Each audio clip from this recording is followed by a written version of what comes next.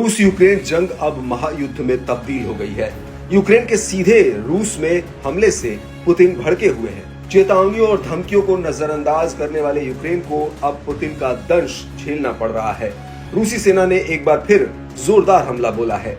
राष्ट्रपति पुतिन के आदेश पर रूसी सेना ने कीव समेत कई बड़े शहरों में तबाही मचाई।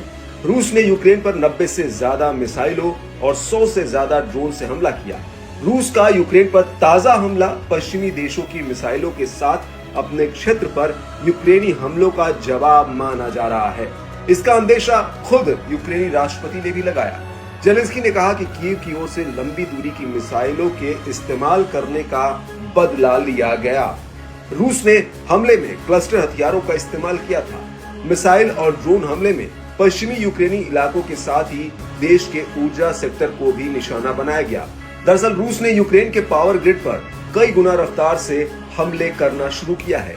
मौजूदा युद्ध तीसरी सर्दियों में प्रवेश कर रहा है।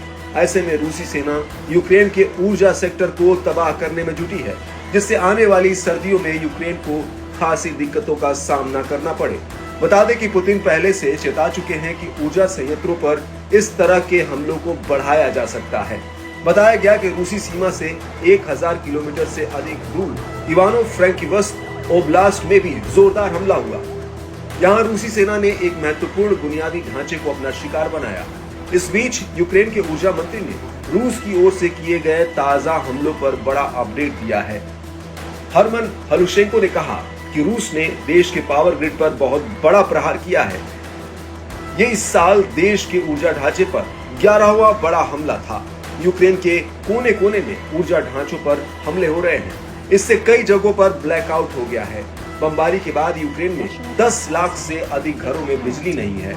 रूसी हमलों से यूक्रेनी शहरों में विस्फोटों की आवाज सुनी गई।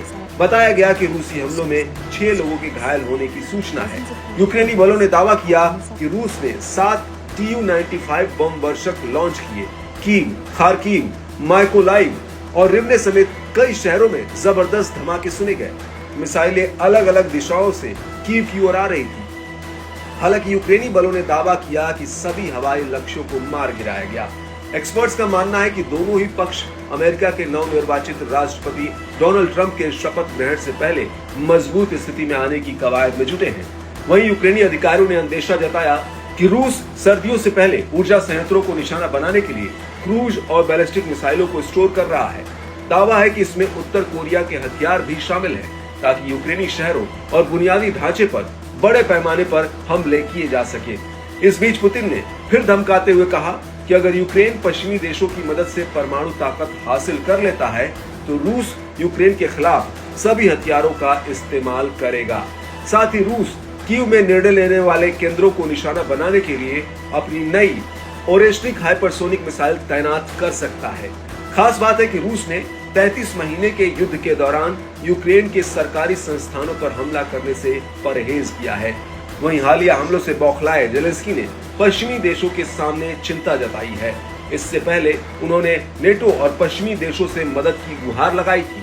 वहीं रूसी हमलों पर अमेरिकी राष्ट्रपति जो बाइडेन की भी प्रतिक्रिया सामने आई है। बाइडेन ने यूक्रेन के खिलाफ रूस के रात भर के हवाई हमले को भयावह और अपमानजनक बताया है। साथ ही कहा कि यूक्रेनी लोगों के लिए मेरा संदेश साफ है, अमेरिका आपके साथ खड़ा है।